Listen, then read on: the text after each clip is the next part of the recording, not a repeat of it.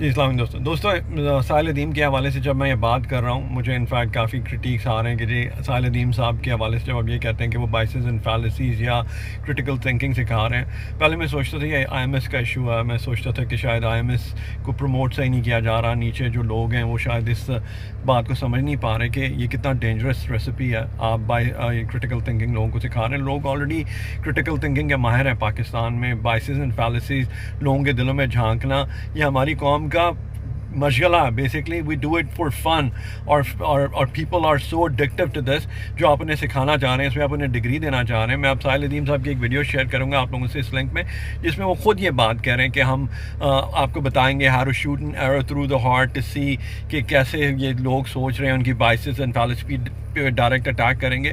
میں ساحل ادیم صاحب سے ریکویسٹ کروں گا اور تمام ان لوگوں سے جنہوں نے یہ کرٹیکس مجھے دی ہیں آلریڈی تھوڑا سا غور کریں کہ آپ لوگ ایسا سوچ رہے ہیں. آپ لوگوں کے بس یہ ڈگریز آلریڈی پہلے ہی ہیں جس کی وجہ سے پاکستان میں شیعہ سنی اور اتنے سیکٹ بنے, اتنے ڈویژنز بنے. وہ انہی کی نتیجے میں بنے کہ آپ ایک دوسرے کو پھر مسلمان نہیں مانتے جب آپ ایک دوسرے کی بائسز اینڈ فیلسیز کو اس طرح سے جج کرنے لگ جاتے ہیں. جیسے میں ایک مثال دیتا ہوں محمد علی مرزا صاحب کے حوالے سے. جب وہ عمران خان صاحب کی تائید کیا کرتے تھے تو آپ کی بائسز اینڈ فیلسیز, آپ لوگوں کی کرٹیکل تھنکنگ محمد علی مرزا کے بارے میں کہا کرتی تھی دیکھو یہ پی ٹی آئی کا. جبکہ محمد علی مرزا صرف اللہ اور اس کے رسول کے ہیں. وہ کبھی بھی جو بات کر رہے ہوتے ہیں انفیکٹ ہم نہیں دل میں, کیونکہ میں اگر ان کے بارے میں اس طرح کی کوئی رائے رکھوں کہ وہ جو کہتے ہیں ہم اس کے اوپر جاتے ہیں. کبھی بھی جو دل میں کسی کے ہو اس پہ نہیں جانا چاہیے.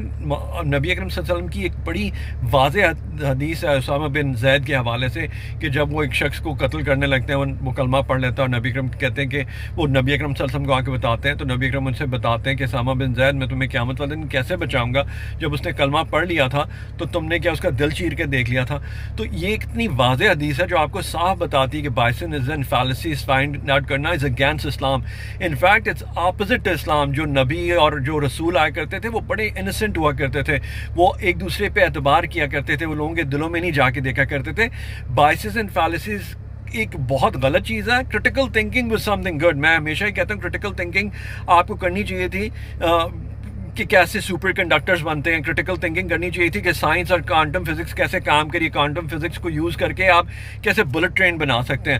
یہ چیزیں ساحل ادیم صاحب نہیں سکھا رہے, آپ کو بائسز اینڈ فیلسیز سکھا رہے ہیں جو آلریڈی آپ کے اندر پینیٹریٹ ہوئی بھی ہے اس قوم کے اندر, جس کی وجہ سے آج ہماری امہ کی حالت ہے. اور آپ مزید ڈویژن کریٹ کر رہے ہیں. ایک یہ ریسیپی فار ڈیزاسٹر ہے. میں نے آلریڈی کہا امید ہے کہ اللہ کرے گا کہ ہمیں اس بات کو سمجھنے کی توفیق ہوگی کہ بائسز اینڈ فیلسیز بہت خطرناک چیز ہے. Hope you'll understand. Thank you so much.